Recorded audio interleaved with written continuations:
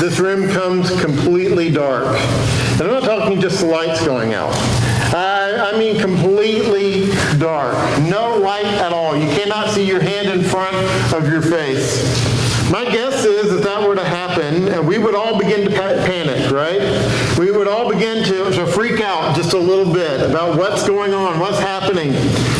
But you know, there's only one thing there is one thing that would very quickly quiet the whole room. All I would need to do is to light a candle. Just one. Just the presence of light would bring calm. Just the presence of light would bring hope and direction. You see, when we're in complete darkness, we feel completely hopeless. We don't know what's happening. We question what the direction where things are going. All it takes is a little bit of light to bring hope. Now, I want you to keep that in mind as we begin to look at our lesson this morning, because we've been walking through the Bible together, and we this past week have been reading from the book of Isaiah. And the book of Isaiah was written specifically to the tribe of Judah, or the southern kingdom. At the time of Isaiah, Israel had been divided into two kingdoms. The northern kingdom, which was 10 tribes. The southern kingdom was primarily the tribe of Judah as well as Benjamin. And the southern kingdom was going through a period of just darkness. There was uncertainty, there was fear. They were constantly under a threat of invasion. They never knew from moment to moment if they would lose everything. They lacked proper leadership. There was immorality was rampant in the nation. Idolatry was everywhere. They were in darkness because they were a people in crisis. And yet, in the midst of all of this darkness, God offered a powerful promise and a beacon of hope. The message, one of the main messages in the book of Isaiah, which was meant for the tribe of Judah, was that the king is coming. You see, they were constantly dealing with all of these earthly kings who were disappointing them. These earthly kings who were just evil. And they were facing this lack of leadership all the time. And so Isaiah came to them with a message from God, and that is, I'm sending a real king. I'm sending the king. And the king is coming. Not necessarily in their lifetime. But they needed to know that there was hope. There was light. You see, Isaiah, in a way, lit a candle for them. He gave them direction. He gave them hope. Today, we can also find ourselves in a dark place. We can find ourselves dealing with personal challenges and struggles, health issues, financial struggles, family struggles, just emotional struggles in our own lives, sometimes spiritual battles. We can find ourselves in a dark place, and we live in a world where darkness is around us in many different forms, in many different ways. And so God has a similar message for us. But our message is not that the king is coming. Our message today is not that the king is coming. Our message instead is the king is here. The king has come. The king is here, and the king reigns. And so we have similar hope today, and we have direction because we have the king. The king is here. And so we're going to walk through Isaiah 7 through 11 this morning and learn 4 different principles about what it means for us because the king is here. And the first one is this. The king is our sign of hope. Now for Judah, they were in a situation of hopelessness.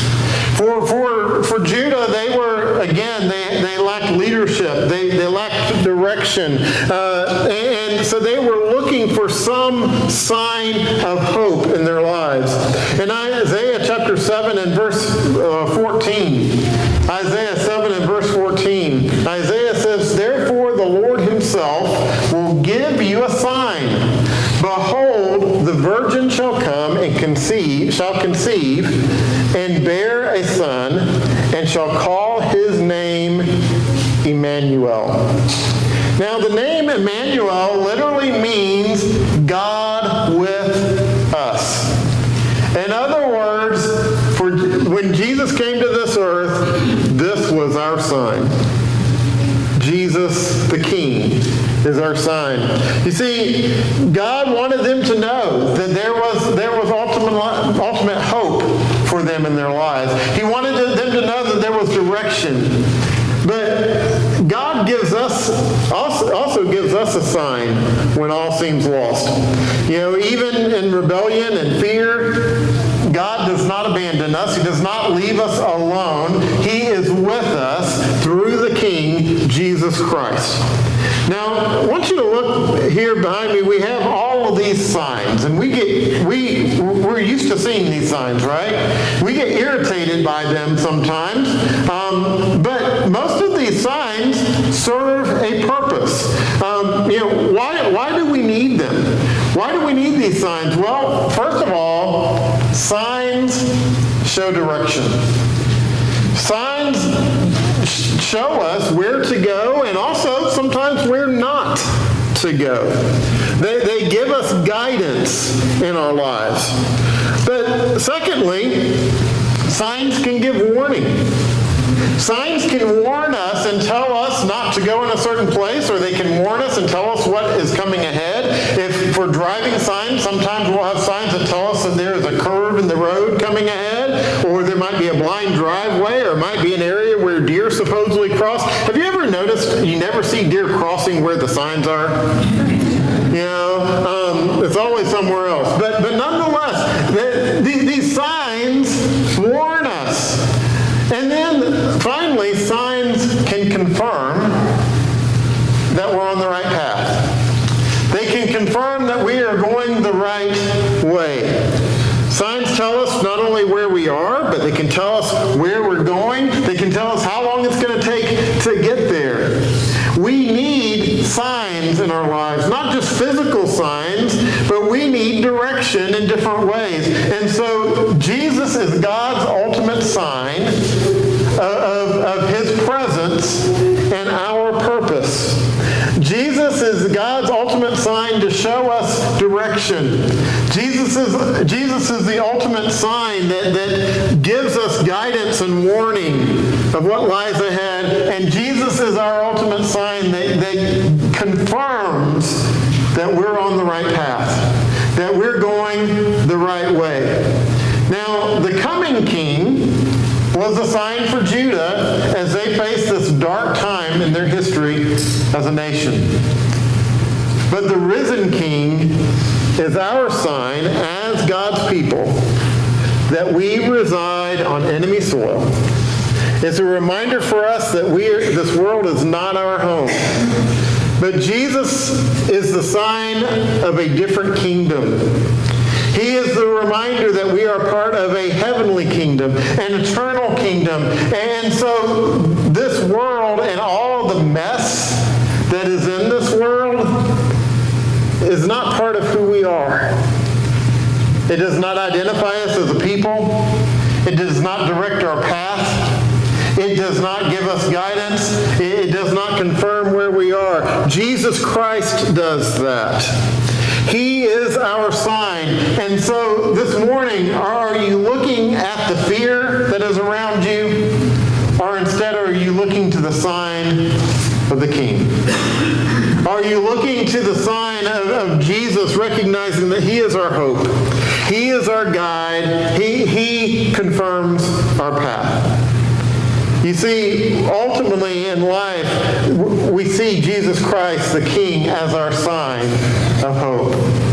But then the second point that we see as we read through Isaiah, in Isaiah chapter 9, we find that the King brings light and joy. Again, Judah was in a very dark place.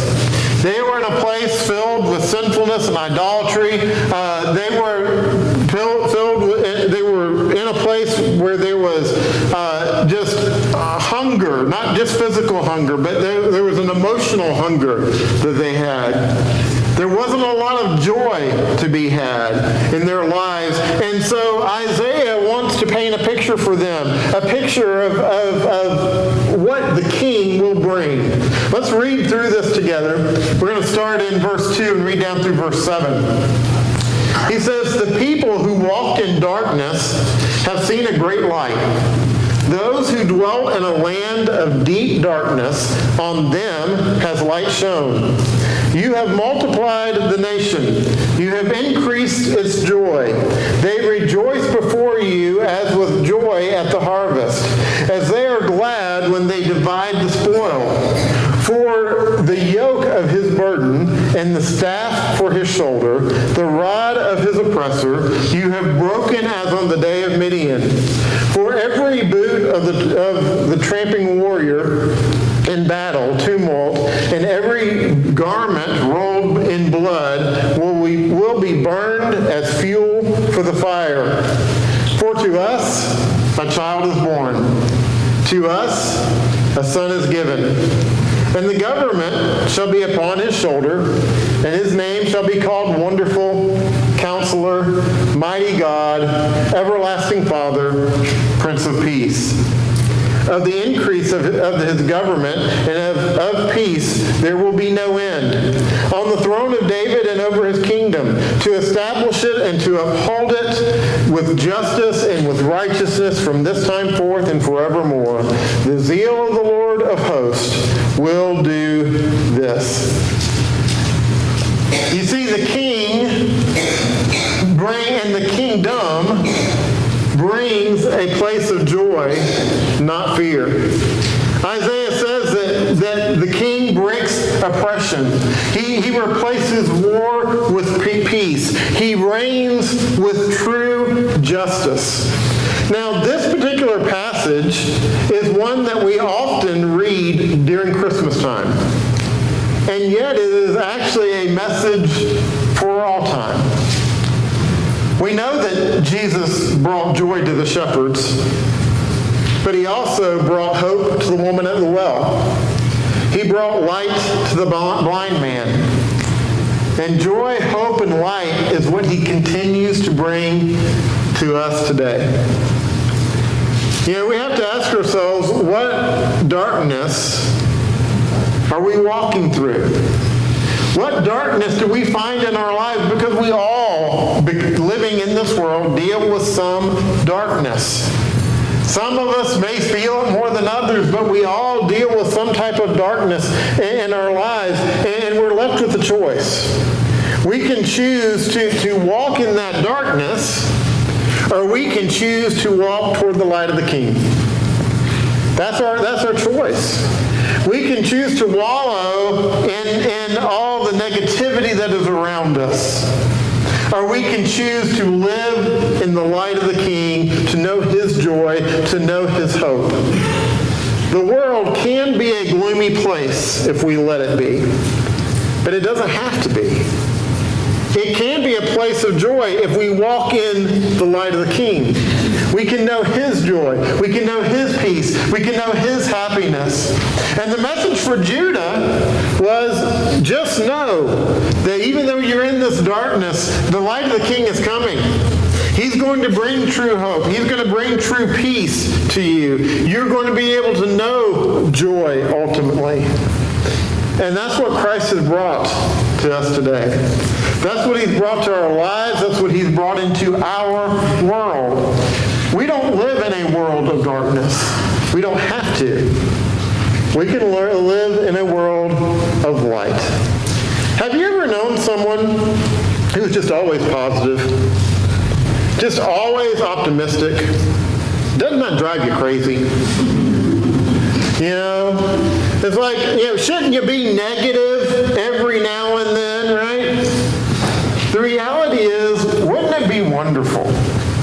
Wouldn't it be amazing to only have light in our lives? The truth is, we won't know that until we reach heaven, until we reach our eternal home. But we can have a glimpse of it every day when we focus on the light of the King. when we can focus on what He brings to us in our lives and the joy and the hope that He brings to us. And so the King brings light and joy. But then number 3, as we move to chapter 11 of Isaiah, the King rules. And the King rules with righteousness. You see, we serve a righteous King. What does righteousness mean? It means to be right, to be fully right. We live in a world just like they did in the time of the people of Judah, where we don't know what right rule is. And historically, that's always been the case, not just in this nation, in every nation. There's never been a perfect earthly kingdom. There's never been a perfect earthly ruler. And there's never been a truly righteous ruler except for the King of Kings. The King of Kings and the Lord of Lords, He rules with rightness. Let's look at what Isaiah says in verses 1 through 5 of chapter 11. He says, "There shall come forth a shoot from the stump of Jesse, and a branch from his roots shall bear fruit. And the Spirit of the Lord shall rest upon him, the Spirit of wisdom and understanding, the Spirit of counsel and might, the Spirit of knowledge and fear of the Lord. And his delight shall be in the fear of the Lord. He shall not judge by what his eyes see, or decide disputes by what his ears hear. But with righteousness he shall judge the poor, and decide equity for the meek of the earth. And he shall strike the earth with the rod of his mouth, and with the breath of his lips he shall kill the wicked. Righteousness shall be the belt of his waist, and faithfulness the belt of his loins." Notice here, he does not say that the king is going to focus on the wealthy. The king is going to focus on the healthy and those who are wise and smart. He says the king's going to focus on mercy to those who need mercy. He's going to focus on justice to those who have been treated unjustly. The king is going to show rightness in his rule. But this king does not wear a crown. This king ultimately wears righteousness and faithfulness like armor. He does what is right, not what is popular. And so, we recognize that worldly judges don't always get it right, do they? We have a justice system in our country, and I believe it is overall a good system. It is one that has brought us a lot of blessings in this country throughout its history. It is a system that is under attack right now, but it is an important system, and judges in that system has a purpose, but it is not perfect. And judges, human judges, sometimes get it wrong. They're not always right in what they do. But the King of Kings, he gets it right every single time. He gets it right every time. Jesus stood for truth even when it cost him everything. He defended the sinner, but he rebuked hypocrisy. His justice is holy. His justice is not human. And so the justice that Jesus rules by is not the justice of this world. It is a different kind of justice. It is true justice because it comes from a place of righteousness. And so we have to ask ourselves, are we living like people who are under a righteous king? Are we living our lives in such a way that we recognize the rightness of God's rule, of the king's rule, and recognize that he is in control ultimately of all things? As a parent, I often made decisions regarding my children, their behavior and actions and things in their lives.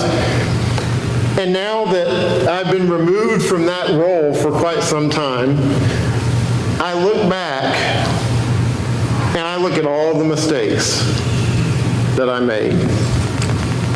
The times that I assumed my children were guilty when they actually weren't. The times when I judged them harshly because I blamed them when, while they may have made a mistake, it was often caused because of other circumstances. The times that I should have judged them harshly, and I looked the other way just because I didn't want to be bothered. As a parent, I was not always perfect in my justice. I was not always perfect in my rule. And my guess is most of us that are here today as parents can look back and find a similar situation in our own lives. But we look to Jesus as the King of Kings, and he is perfect in his rule. He is perfect in the way that he guides us in this life. Which leads us to the final point this morning, also found in Isaiah 11, picking up in verse 6. And that is that the King restores true peace. We live in a world that kind of functions on this idea that peace is simply the absence of conflict. But that's not true peace. Peace is not just the idea that there's no conflict. You can take, for example, you can take a husband and a wife that have decided that they can't stand each other, but they're just not going to fight. They're going to get along for the sake of the kids. And so there's no conflict. They're coexisting. They're getting along. But is that peace? No. It's just the absence of conflict. I've seen it in the church many times where there are two people or sometimes two groups of people who have gotten into disagreements with each other, and then they decide, well, we're just not going to fight about it. So you sit on this side of the auditorium, I'll sit on that side of the auditorium, you go your way, I go my way, we'll coexist in the church. I might smile at you when we pass, but other than that, we're not going to have anything to do with one another. Well, there's no visible sign of conflict, but folks, is that peace? No. God's definition of peace is not the absence of conflict. Let's look at the definition that Isaiah gives in verses 6 through 9.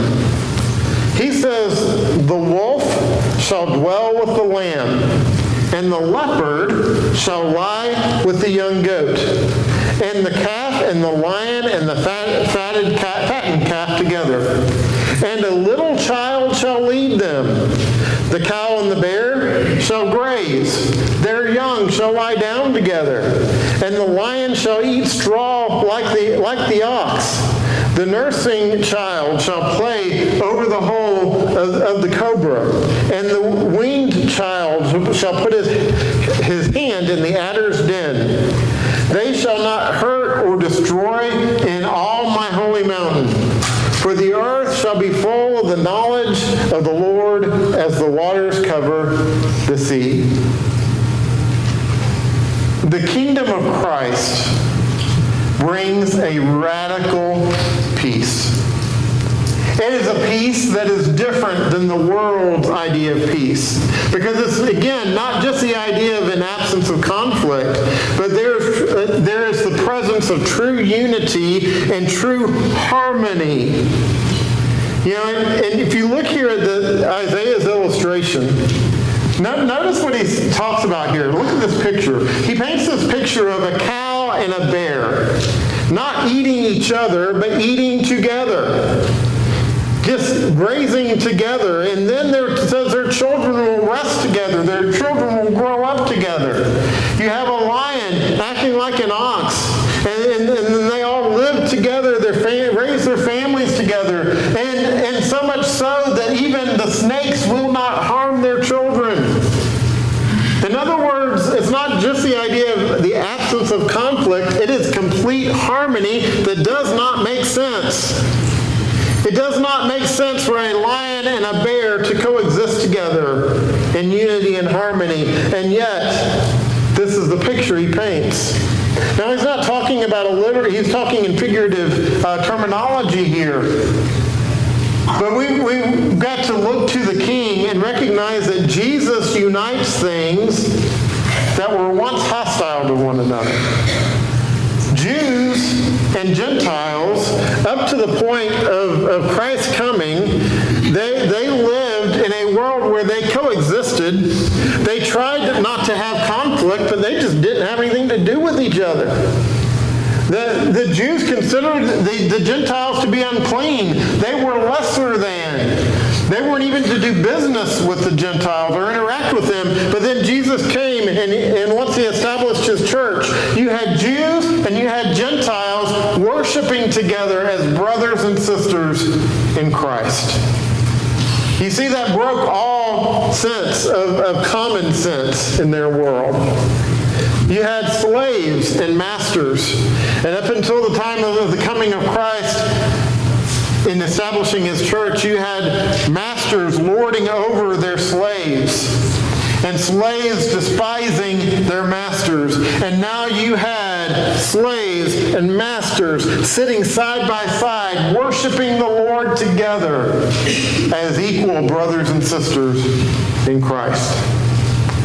Up until the point of the establishment of the church, men and women were considered to be very separate and different. They were men, for the most part, other than their family members. They did not associate with other women. In their culture, they didn't just go talk to a woman passing through on the street. They would not have common interactions with women.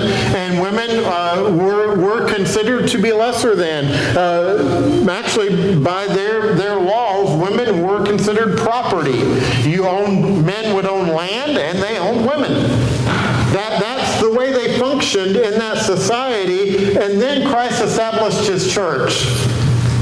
And men and women sat side by side, worshiping the Lord together as brothers and sisters in Christ.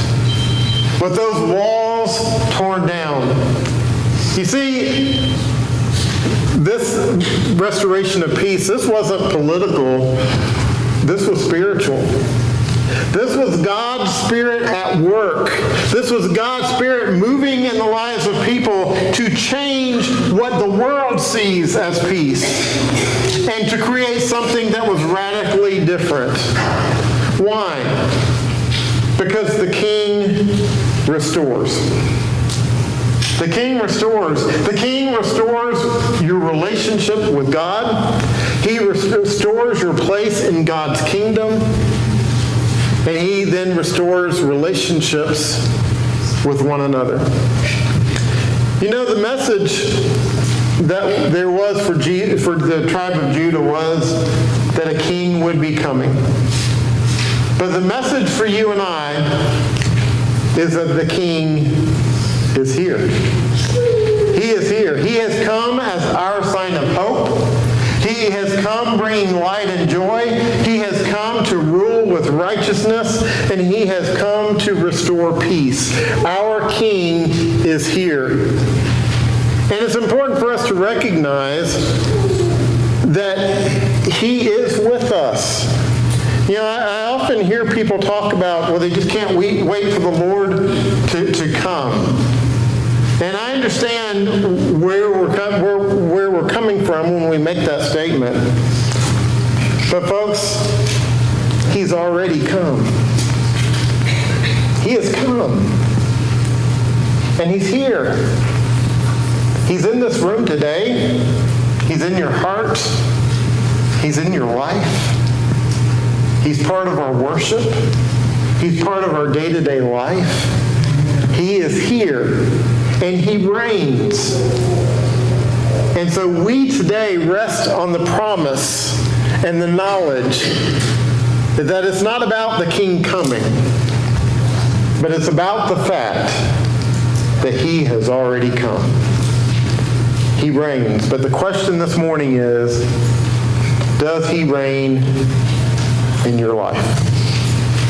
You know, over the last probably 15 years, I have seen this statement being thrown around in our country. And it's a statement that it doesn't matter who's in office.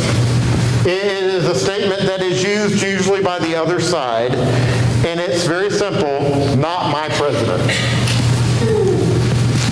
In other words, I do not recognize whoever this person is as my president. I recognize that he is in control of this country. I recognize that he is in power in this country, but I make the choice that he is not my president. Now, we could debate the validity of all of that, but here's my point. How many of us have decided to say that Jesus is not my king?